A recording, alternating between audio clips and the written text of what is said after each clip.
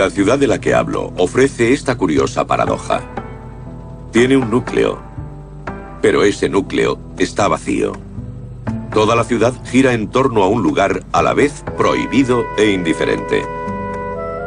Permanece oculto bajo la foresta, defendido por fosos de agua, habitado por un emperador al que no se le ve jamás. En otras palabras, habitado por no se sabe quién. A principios de los años 30, el ejército japonés emprendió, en nombre del emperador, una guerra de conquista en Asia.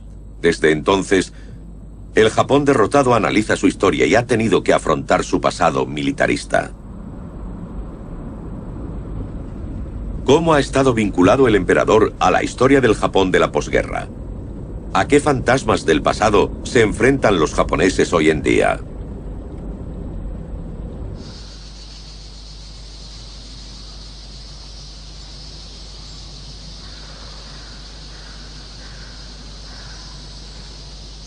El templo sintoísta Yasukuni está bajo la protección del crisantemo, símbolo de la casa imperial. Aquí las almas de los soldados son veneradas como divinidades. Cada 15 de agosto, aniversario de la rendición de Japón en 1945, miles de personas vienen a rezar a este santuario del recuerdo y del patriotismo.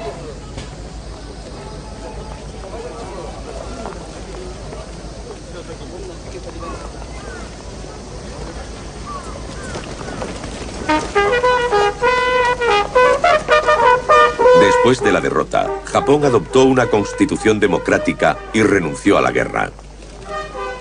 ¿Qué papel desempeñará Japón en un mundo en plena transformación?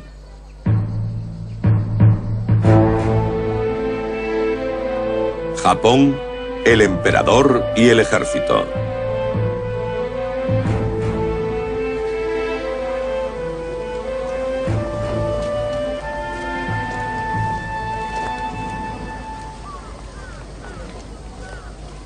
Las ceremonias organizadas en Yasukuni reflejaban hasta 1945 la ideología del sistema imperial. Los japoneses pensaban que toda la nación era una sola y gran familia, unida e indivisible. Se consideraban vinculados con el emperador por antepasados comunes.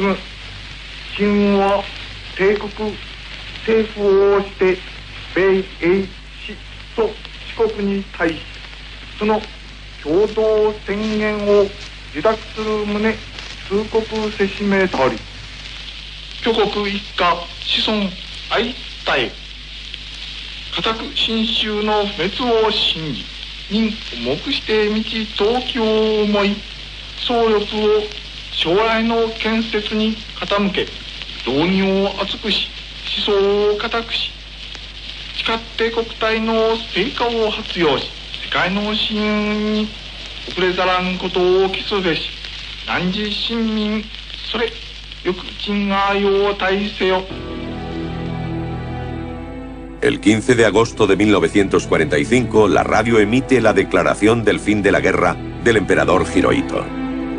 Por primera vez en su historia, los japoneses oyen su voz. Habla un lenguaje arcaico difícil de entender y poco claro. ¿Realmente el emperador era un dios vivo? ¿Un monarca absoluto? ¿Hasta dónde llegaba su poder personal? Desde su entronización, el 25 de diciembre de 1926, hasta la derrota de 1945, el emperador, sagrado e intocable, símbolo supremo de la unidad de la nación, es el dueño del imperio. concentra los poderes de jefe de Estado, comandante supremo del ejército y la marina, y tiene plena autoridad para dirigir la guerra. Jamás da una orden personalmente, sino que se basa en un complejo sistema de jerarquías. Todo se hace en nombre del emperador.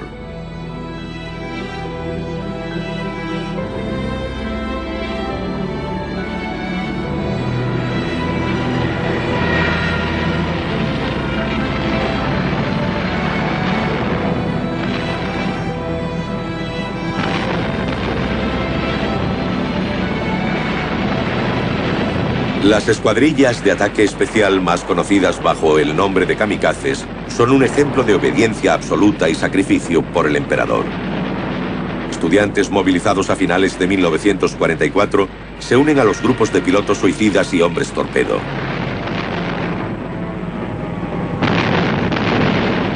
Hideo Den, nacido en 1923, es alistado a la edad de 20 años en las unidades especiales de las fuerzas navales. Está dispuesto a morir.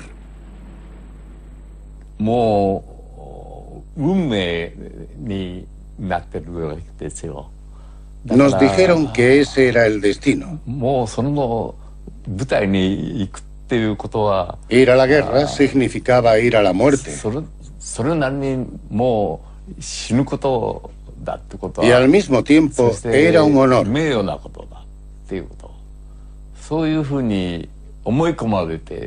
Estábamos convencidos de ello. Jamás se nos hubiera ocurrido decir que no. Así de sencillo.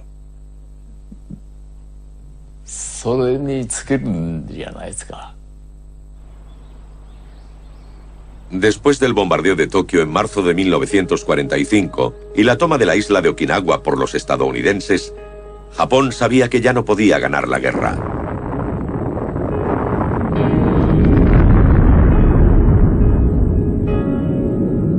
Pero los extremistas del ejército imperial rechazaron desde el primer momento la petición de rendición incondicional de la Declaración de Potsdam del 26 de julio. Querían garantías para salvaguardar al emperador.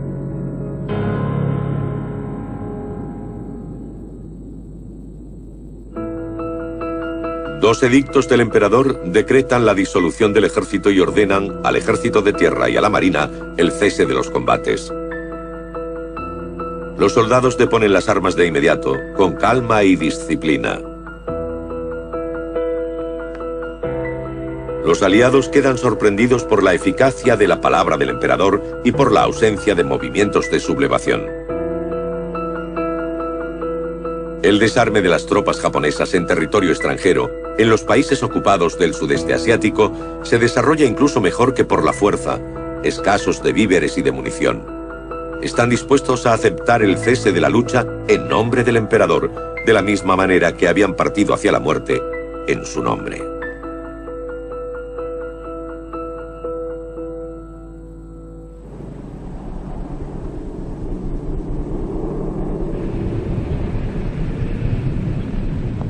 MacArthur, uno de los generales que ha dirigido la guerra en el Pacífico, llega a Japón a finales de agosto de 1945.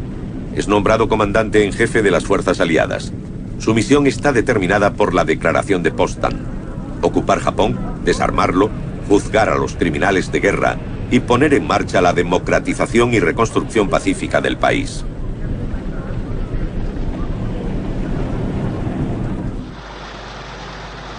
Dos semanas después del fin de la guerra, 400.000 soldados aliados desembarcan en Japón.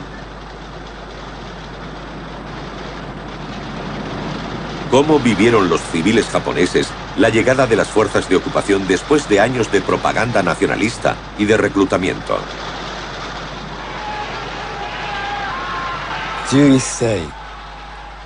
Fue en verano. Yo tenía 11 años. En una palabra, fue un alivio. Y al mismo tiempo teníamos miedo. ¿Por qué el alivio? Porque aquello significaba la liberación de la educación militar. ¿Por qué el miedo? Porque precisamente por esa educación uno creía que había de morir estoicamente en el campo de batalla.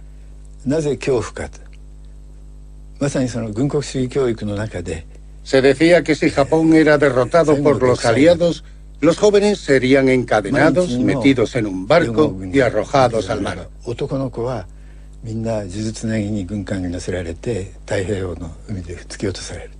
Y las chicas sufrirían un destino aún peor. Ese era el miedo.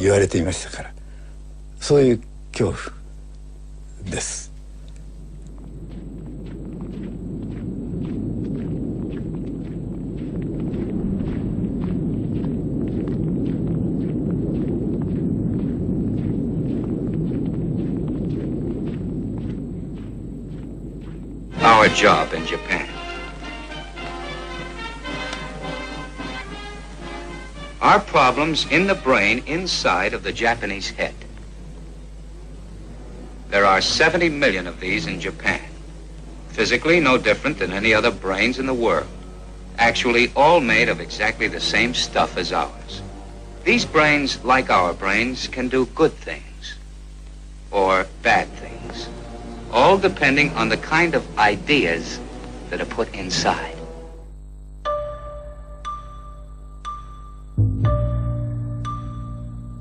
La primera misión del cuartel general es detener a 39 personas consideradas criminales de guerra. La mayoría de ellos son políticos y militares que formaban parte del gobierno japonés durante la Guerra del Pacífico.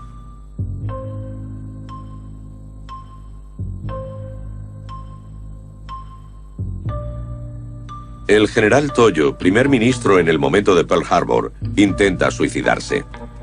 Porque, según dice, no quiere ser juzgado por los vencedores.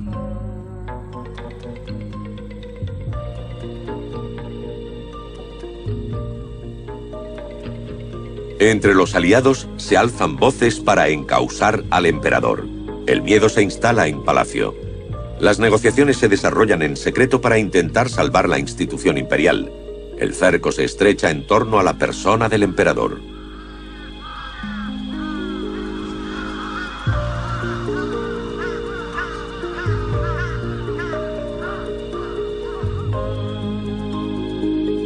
El 27 de septiembre de 1945, el emperador Hirohito sale del palacio y se dirige a la embajada de Estados Unidos para reunirse con el general MacArthur.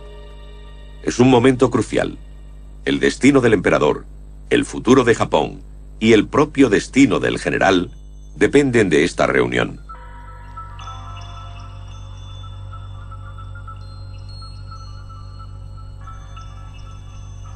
Antes de llegar a Japón, MacArthur había previsto contar con la influencia del emperador para llevar a cabo su política de ocupación y consolidar su autoridad.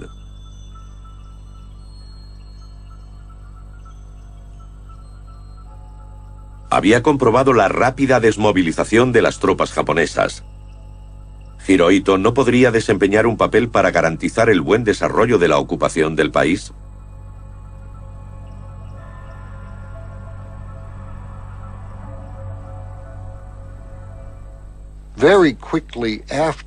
Inmediatamente después de su llegada, MacArthur hizo saber que apoyaba al emperador.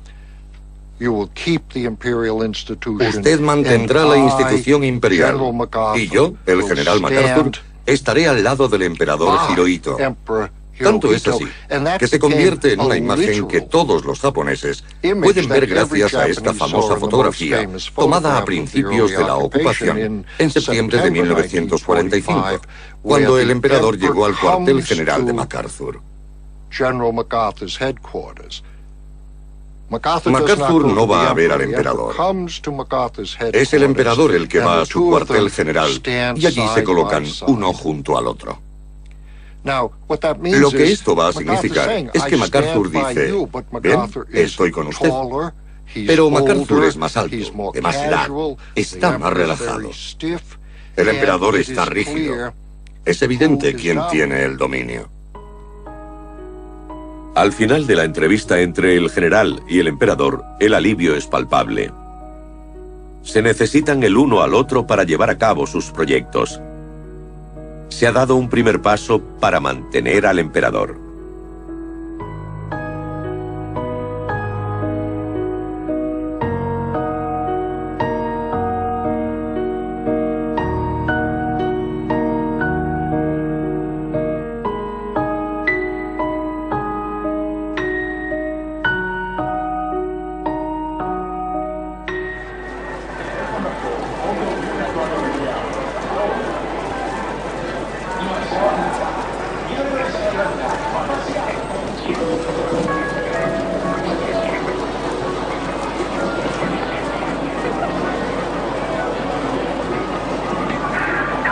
Este emperador, visible e invisible, ¿es un jefe de Estado? ¿Un monarca? Para que aflore la idea de la democracia, será necesario que el propio emperador declare que él no es ningún dios vivo. El emperador de Japón es una invención moderna de mediados del siglo XIX. Recuperaron una tradición muy antigua e hicieron de él la pieza fundamental del nacionalismo moderno. Así volcaron el nacionalismo sobre el emperador. Luego llegaron los militares y lo convirtieron en ultranacionalismo y militarismo. Y MacArthur dice: básicamente puedo vaciar el recipiente y verter en su lugar una dosis de democracia, algunas reformas que queremos llevar a cabo, la paz y sentimientos proamericanos, y el emperador se pondrá al servicio de estos objetivos.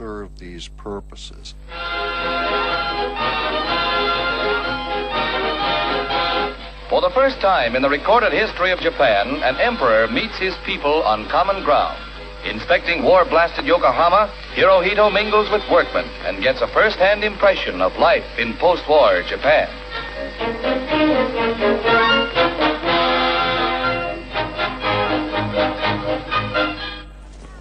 Cuando se inicia el juicio de los criminales de guerra, el emperador Hirohito recorre las provincias vestido como cualquier ciudadano para promocionar su imagen de soberano democrático en una nueva estrategia de acercamiento a su pueblo, recomendada por el cuartel general. Mientras tanto, la vida va volviendo poco a poco al Japón ocupado.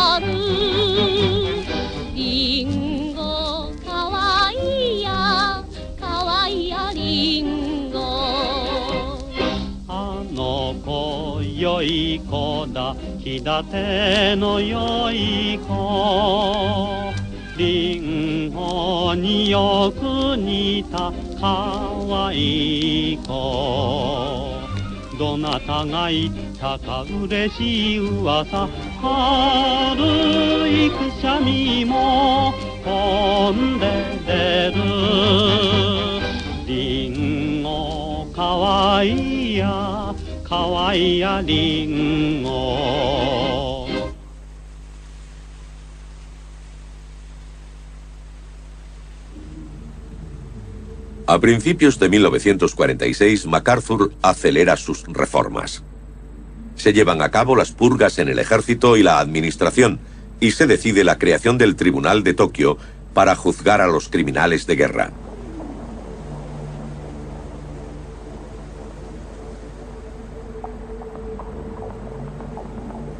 El 23 de enero recibe al nuevo primer ministro, Shidehara, para discutir las líneas maestras de la Constitución que los japoneses tardan en preparar. MacArthur estaba dispuesto a salvaguardar al emperador. Acuerda con Shidehara que Japón se comprometa a renunciar a la guerra para recuperar la confianza de la comunidad internacional. En su autobiografía, Shidehara escribe: para mantener al emperador y la esencia de la nación, solo había un camino: que Japón se convirtiera en el país de la paz.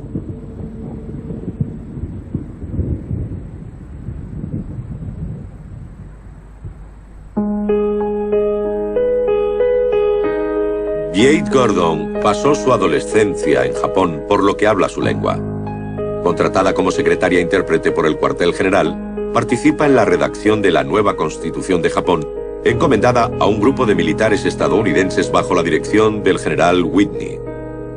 Según las directrices de MacArthur, deben respetar tres principios fundamentales: mantener al emperador en un sistema democrático, suprimir el derecho a la guerra y al mantenimiento de fuerzas armadas, y abolir los títulos y privilegios de la nobleza.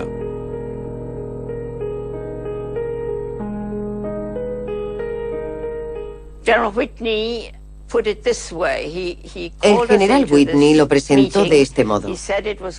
Nos convocó en una reunión de alto secreto y nos dijo: ahora sois una asamblea constituyente y vosotros vais a elaborar la nueva constitución de Japón en 7 días. Entre el 4 y el 11 de febrero de 1946, plazo fijado por MacArthur, 24 personas, jóvenes oficiales la mayor parte, trabajan día y noche para redactar una constitución que sea lo más democrática posible. Inmediatamente subí a un jeep y le pedí al conductor japonés que localizara las bibliotecas que quedaran funcionando como tales en el Tokio devastado. Se las arregló para encontrar 3, así que pude hacerme con una docena de constituciones de otros países para llevarlas al cuartel general. Pronto me convertí en la favorita del equipo, porque todo el mundo quería que le prestara mis constituciones. Ellos tampoco habían escrito nunca una constitución. Y así, durante 7 días, todos estudiamos las constituciones de diferentes países. Y gracias a eso, es una constitución que incorporó la sabiduría del mundo.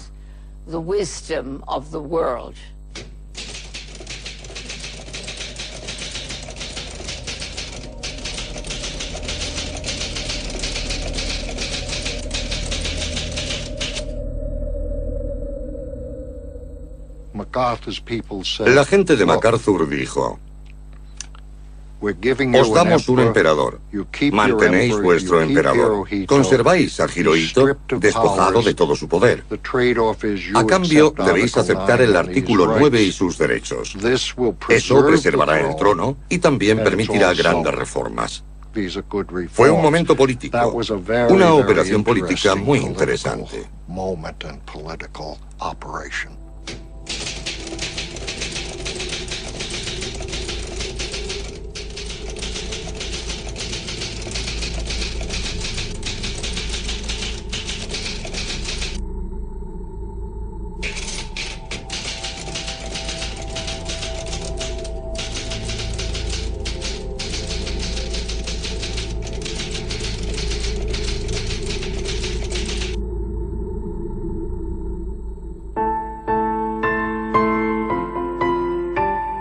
La confirmación de la continuidad imperial está garantizada solamente a cambio de la renuncia a la guerra. Son las dos caras de una misma moneda. El 3 de noviembre de 1946, el emperador Hirohito firma el decreto de promulgación de la nueva Constitución.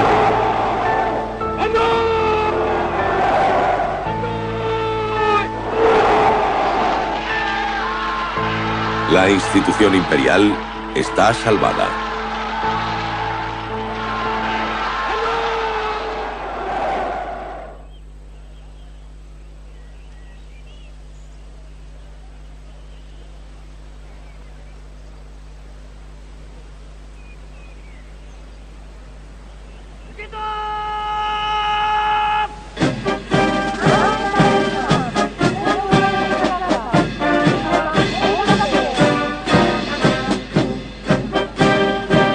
Las fuerzas de autodefensa de Japón son hoy uno de los 5 principales ejércitos del mundo, a pesar del segundo párrafo del artículo 9 que establece: no se mantendrán en lo sucesivo fuerzas de tierra, mar o aire, como tampoco otro potencial bélico.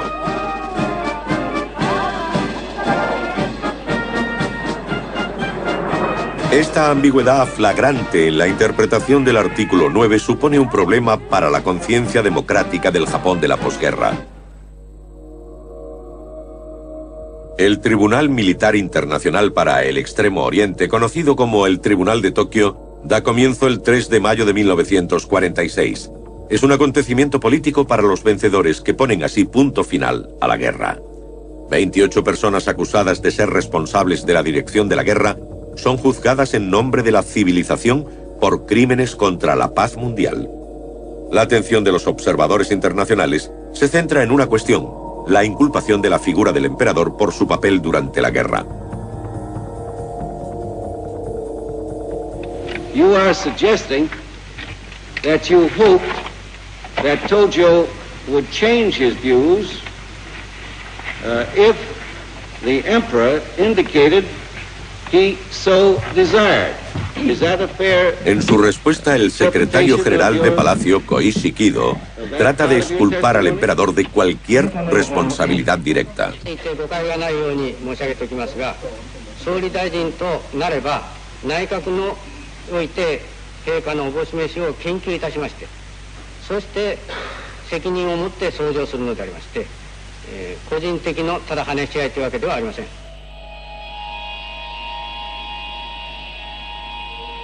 El Tribunal de Tokio está bajo el control directo de MacArthur, que nombra a los jueces y fiscales. La acusación contra los jefes militares y los políticos como responsables permite no abordar otros temas delicados como la agresión del Japón imperial a países de Asia. A lo largo de todo el proceso, que dura 2 años, el fiscal jefe evita el encausamiento del emperador. Lo exime, de hecho, de sus responsabilidades en la guerra.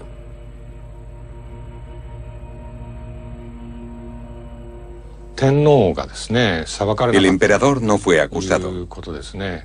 Sin embargo, en Estados Unidos hubo una fuerte demanda en la opinión pública para que fuese procesado. También entre los aliados. Sobre todo insistió Australia.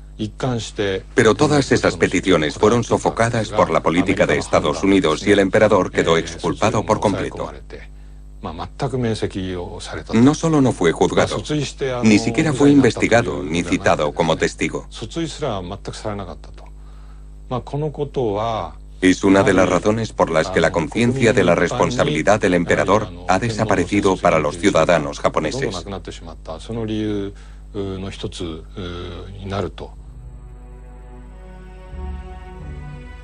En Asia, el fin de la guerra contra Japón no significa el fin de las hostilidades.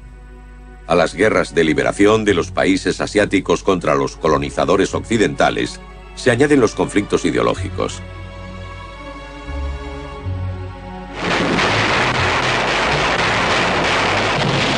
En la península de Corea, el conflicto latente entre el norte comunista y el sur proamericano deviene en guerra cuando las tropas de Corea del Norte cruzan el paralelo 38 e invaden el sur en junio de 1950.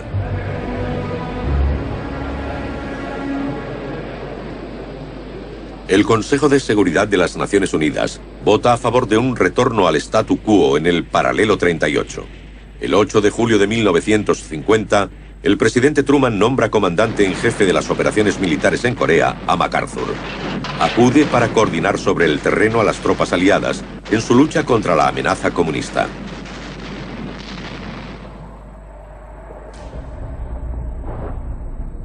A su llegada a Corea, el general MacArthur escribe al primer ministro japonés Yoshida.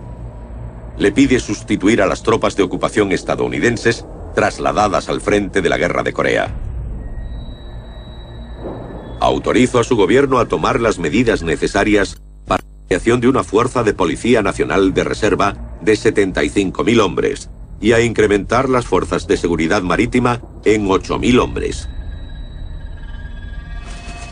El gobierno japonés actúa de inmediato para hacerlo. Es un primer ataque a la cláusula de no rearme del artículo 9.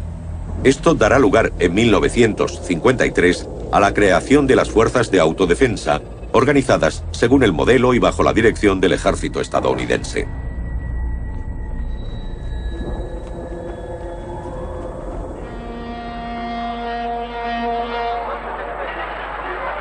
Según el artículo 9, Japón no puede participar en la guerra de Corea, pero lo hace indirectamente mediante un apoyo logístico muy activo.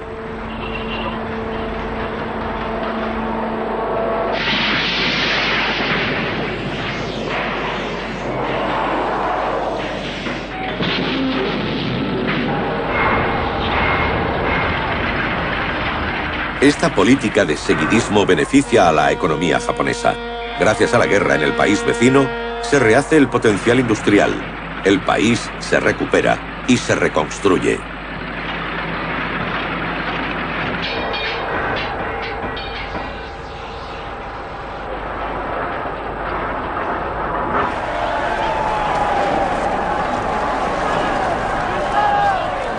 En un contexto de Guerra Fría, la política de democratización iniciada después de la guerra da marcha atrás. Los movimientos de oposición son reprimidos violentamente y se limita la libertad de expresión.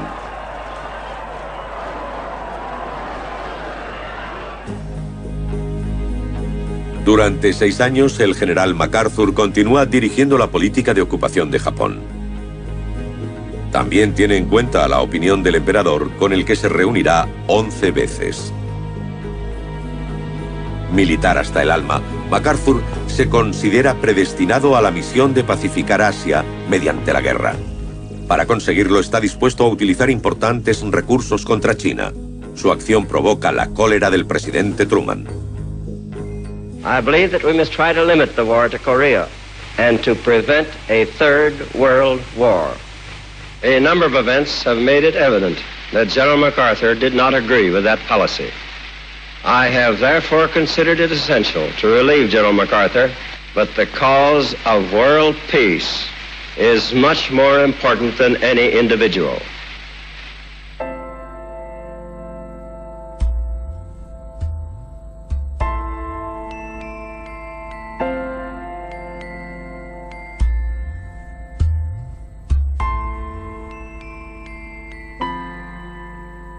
El día de su partida hacia Estados Unidos, MacArthur se niega a hacer una visita de cortesía al emperador.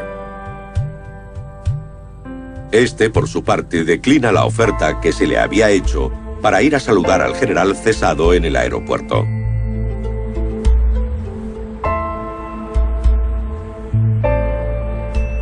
MacArthur, destituido por Truman, ya no está ahí para defender al emperador.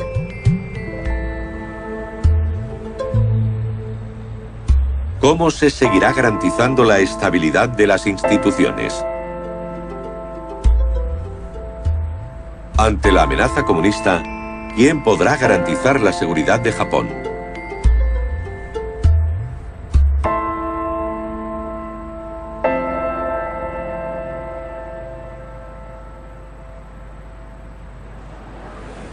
En septiembre de 1951, 49 países suscriben el Tratado de Paz de San Francisco, pero la URSS rechaza firmarlo. Este tratado significa el retorno de la soberanía nacional y el fin de la ocupación de Japón.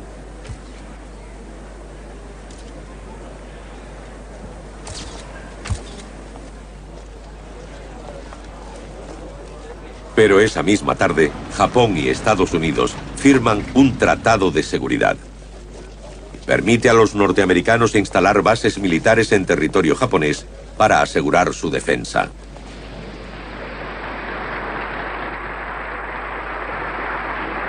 También es una forma de anclar definitivamente a Japón en el lado americano. Después de ese tratado, y aún a día de hoy, Japón sigue estando bajo una semiocupación. El término semi lo utiliza a sabiendas de que, tras el Tratado de Paz, Japón se convirtió legalmente en un Estado soberano. Por tanto, no es el sentido propio de la palabra ocupación, sino que es una ocupación de hecho. Y esta situación impide a Japón ser autónomo en materia de política exterior.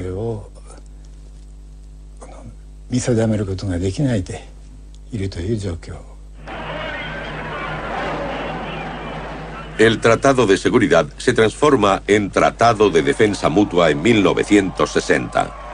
Ello obliga a Japón a defender las bases estadounidenses situadas en su territorio en caso de ataque externo. Los diputados socialistas se oponen firmemente a la aceptación de ese tratado.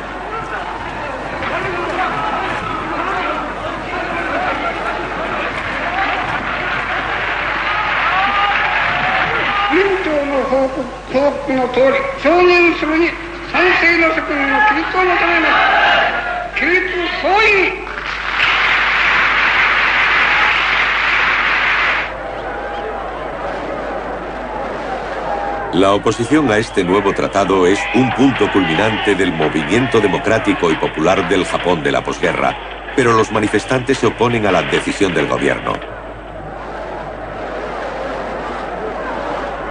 La ruptura resulta entonces absoluta y permanente entre los intelectuales y los sindicatos, comprometidos con el espíritu pacifista del artículo 9 y los líderes conservadores proestadounidenses.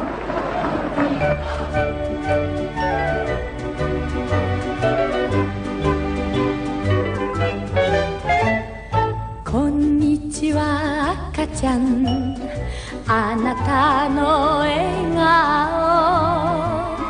こんにちは赤ちゃんあなたの泣き声ほら二人だけの静かな夜を作ってほしいのおやすみなさいお願い赤ちゃんおやすみ赤ちゃん私がママよ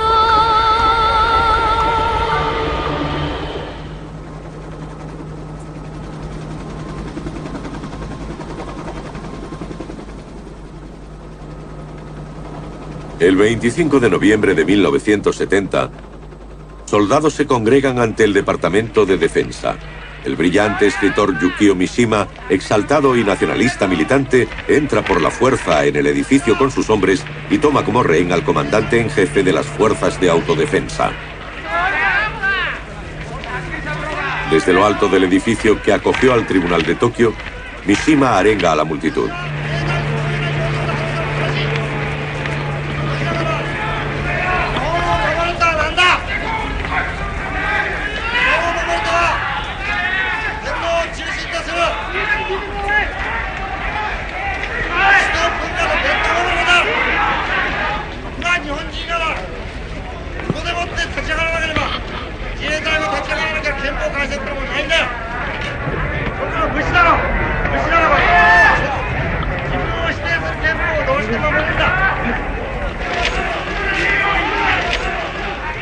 Después de transmitir su mensaje para la supresión del artículo 9, Mishima, rodeado por un grupo de fieles, se suicida siguiendo el rito samurái. Los japoneses están conmocionados por este gesto teatral de un escritor ya prestigioso y se cuestionan su significación política.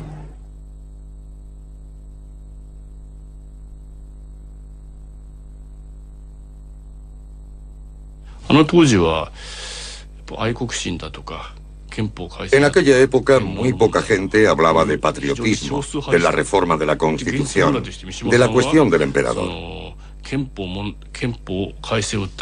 De hecho, Mishima se suicidó para reclamar la reforma de la Constitución. En aquel momento, hablar de la reforma constitucional era un tabú. Ese tema se convierte en el desafío de la vida de Mishima. No es como ahora, que todo el mundo puede hablar sin correr ningún riesgo. Mishima dio su vida por ello. Y es gracias a él que hoy podemos hablarlo con el mismo discurso, pero su sentido es diferente.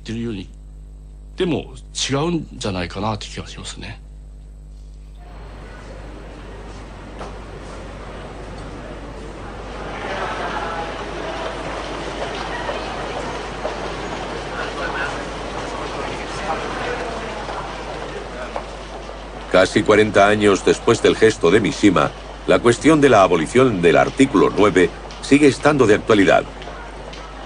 Las fuerzas de autodefensa existen de hecho. La ambigüedad en torno al artículo 9 no ha desaparecido.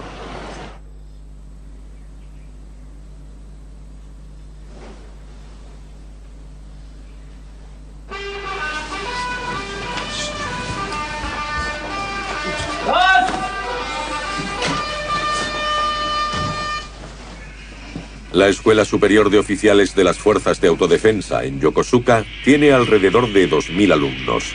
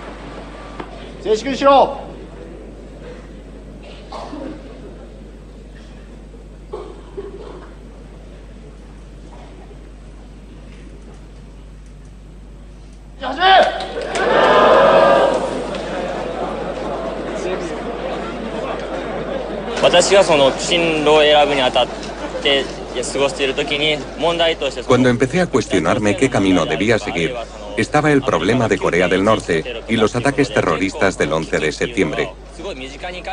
Era un momento en el que presentía la amenaza de una crisis cercana. Pero no entendía lo que estaba pasando.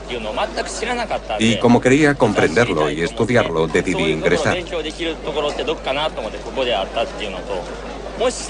Si una crisis como esa llegara a Japón, creo que como simple ciudadano no podría hacer nada. Me quedaría al margen de quienes lo sufriesen.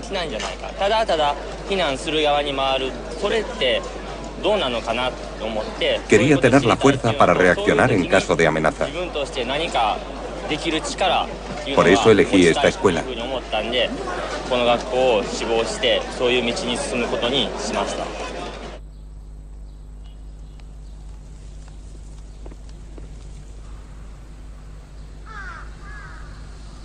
El santuario de Yasukuni está dedicado a todos los hombres que han muerto en la guerra.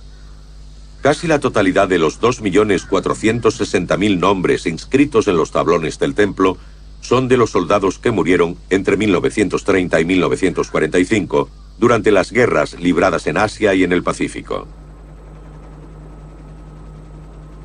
Este lugar de recuerdo del pasado militarista de Japón reaviva cada año, el 15 de agosto, las tensiones políticas con los países vecinos.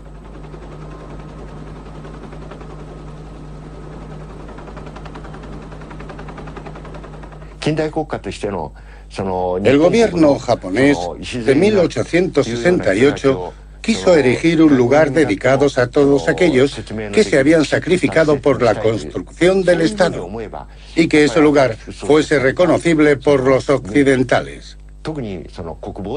El ejército que acababa de nacer puso en marcha el santuario de Yasukuni a imagen y semejanza de un nuevo Estado que puede ser defendido gracias a su ejército. Yasukuni se convirtió en el lugar simbólico de partida de los soldados japoneses durante las guerras de conquista del Gran Japón. La educación de la época tenía como objetivo la identificación con la ideología nacionalista y el valor del sacrificio por la patria, es decir, por el emperador. El emperador rinde homenaje a los padres, a los hijos, a los hermanos, a los novios que parten a luchar por la patria, vencer o morir. La expresión volver a Yasukuni significaba que su nombre se vería honrado allí si morían en combate.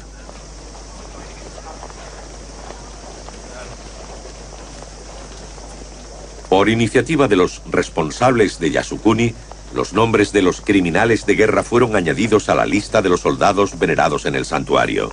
El nombre del general Toyo se incluye junto con el de otros criminales ejecutados en 1948. Las repetidas visitas de los jefes de gobierno conservadores al templo indignan a los países vecinos de Japón. China ve en ello un rechazo al reconocimiento de los crímenes de guerra y de las sentencias del Tribunal de Tokio, y Corea, una justificación de la guerra de colonización japonesa.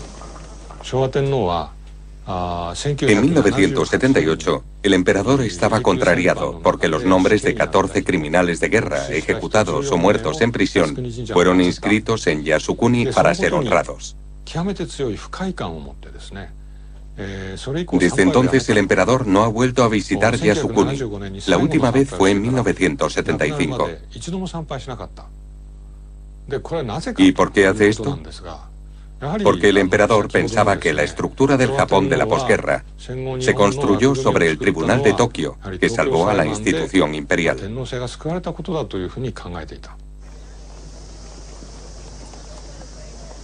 Para los revisionistas y los jóvenes nacionalistas que se niegan a reconocer la derrota de 1945, Yasukuni es un punto de anclaje, la base ideológica de su búsqueda de identidad. Mitsuhiro Kimura, líder de la nueva derecha, encabeza un movimiento nacionalista que denuncia la sumisión del Japón de posguerra a Estados Unidos y que reclama un arranque de orgullo.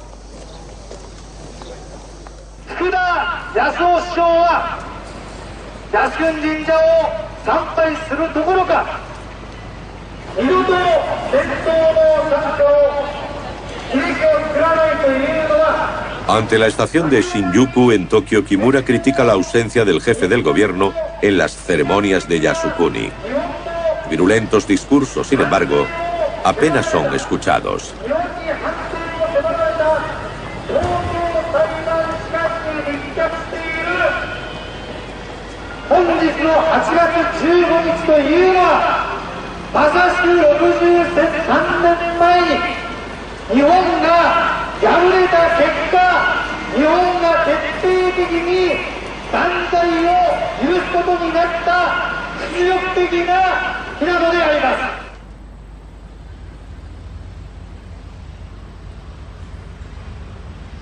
En Corea, el 15 de agosto es el día de la fiesta nacional.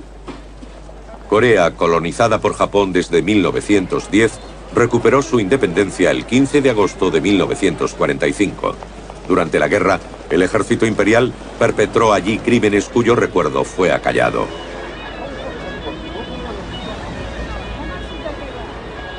Los manifestantes acuden a protestar ante la embajada japonesa en Seúl cada miércoles desde hace 17 años. Ellas fueron mujeres de consuelo, esclavas sexuales del ejército imperial japonés.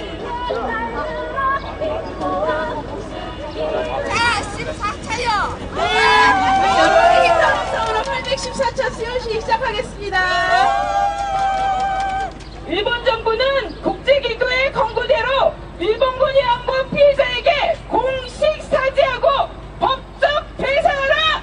배상하라! 배상하라! 배상하라! 한국 정부는 일본군이 안보 문제 해결을 위해 주체적으로 앞장서라! 앞장서라! 앞장서라! 앞장서라!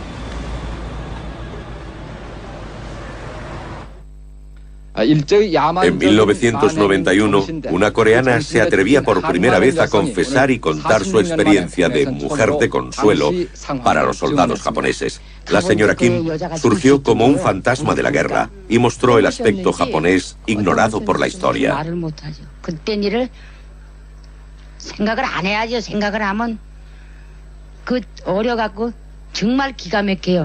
그 어마어마한 군인들이 달라들었고 강제로 달라들 적엔 정말 기가 막혀 아주 입살을 깨물고 도망을 가려고 뿌리치고 도망을 나오다가 붙잡혀서 끌어가면 당하면서도 어떻게 기가 막히고 가슴 아프고 말이야 나 그때 생각을 안 해야지 하면은 내 이 마음이 아주 그냥 더 어떻게 할지를 모르겠어요 그냥 그 생각을 하면.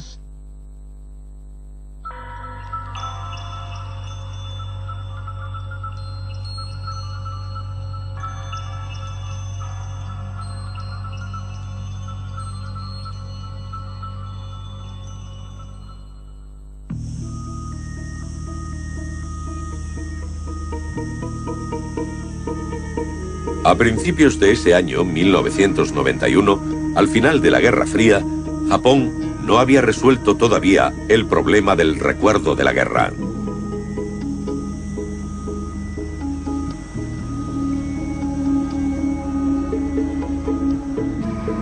Con el estallido de la Guerra del Golfo, Japón se compromete solo en el terreno económico. Aporta una ayuda de 13 millones de dólares a la fuerza multinacional. Sin embargo, Estados Unidos y sus aliados le reprochan su diplomacia de chequera y Kuwait ni siquiera menciona el nombre de Japón en sus agradecimientos. Esta afrenta se recibe en la clase política japonesa como un fracaso de su diplomacia.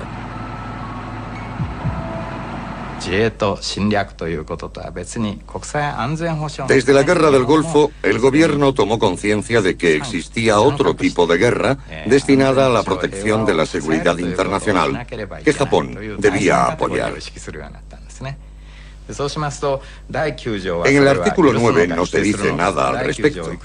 Solo aparece el concepto de guerra de invasión y de guerra defensiva. Así que en 1992, el gobierno de Miyazawa hace una nueva ley para la protección de la paz. Eso no se mencionaba en la Constitución, y la ley se hizo aprovechando un vacío legal.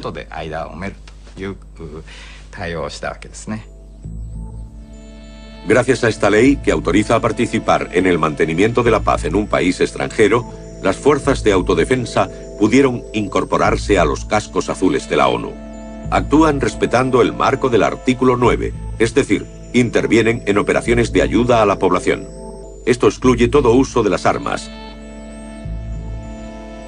Esta colaboración a la seguridad colectiva y la necesidad de cooperación es aceptada relativamente bien por los japoneses después de la crítica y la humillación de la Guerra del Golfo. Sin embargo, recientemente Japón ha apoyado la intervención de Estados Unidos en Oriente Próximo enviando buques de abastecimiento al Océano Índico. ¿Significa esto que el artículo 9, intocable en teoría, dejaba de ser una realidad y podía ser evitado en la práctica?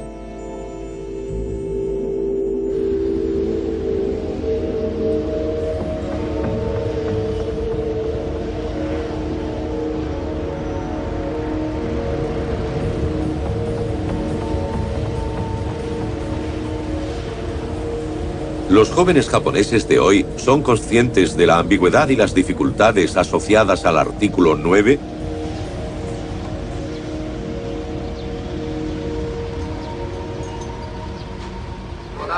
El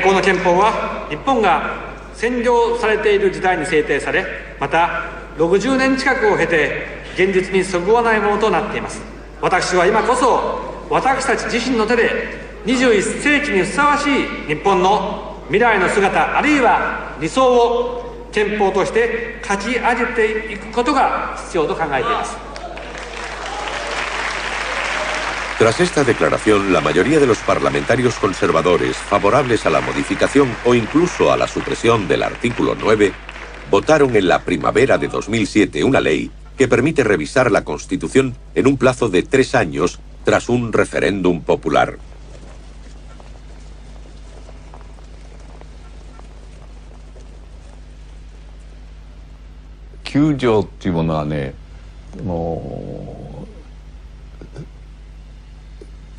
El artículo 9 es mi vida.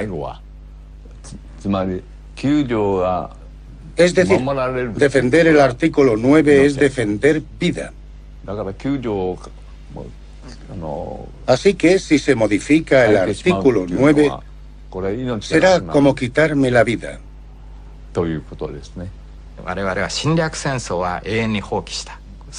Nosotros hemos renunciado para siempre a la guerra de invasión.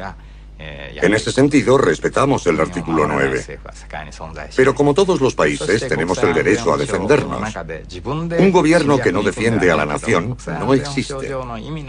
Si es necesario, desde el punto de vista de la seguridad internacional, hay que comprometerse. Y eso debe estar escrito en el artículo 9. La Constitución de Japón fue redactada por los aliados como medida para facilitar la política de ocupación. Por lo tanto, hay que desecharla y promover un debate para hacer una constitución propia de un país independiente.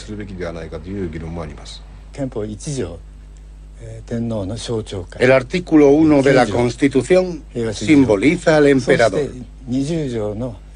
El artículo 9 simboliza la paz. El artículo 20, el laicismo. Esta trilogía fue introducida en la Constitución para imponerse el antiguo régimen militarista anterior a la guerra.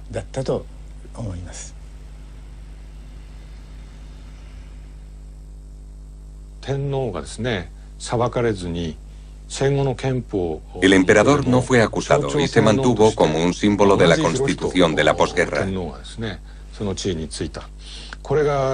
El propio Hirohito conservó su sitio y su presencia marcó la continuidad de la situación anterior en la posguerra.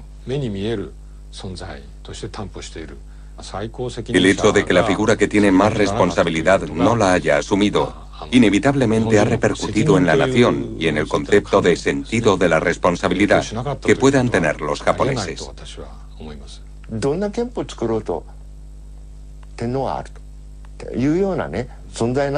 Sea como sea la Constitución, ahí está el emperador.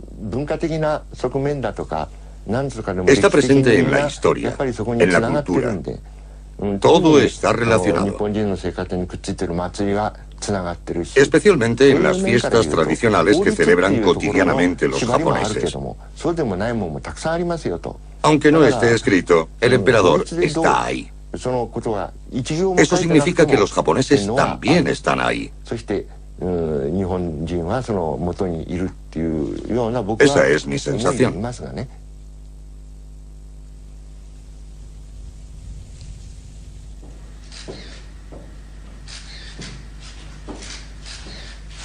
El 31 de octubre de 1975, el emperador Hirohito celebra por primera vez una conferencia de prensa oficial.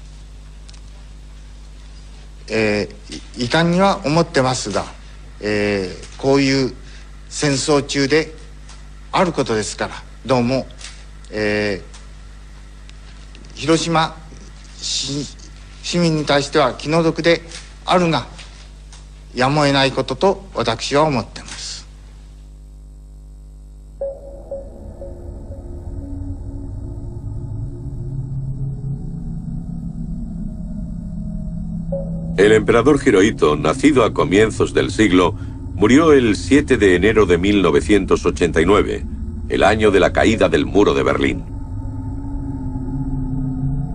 Fue el último emperador de un mundo cuya imagen se desvanecía, y el primero en convertirse en un simple mortal.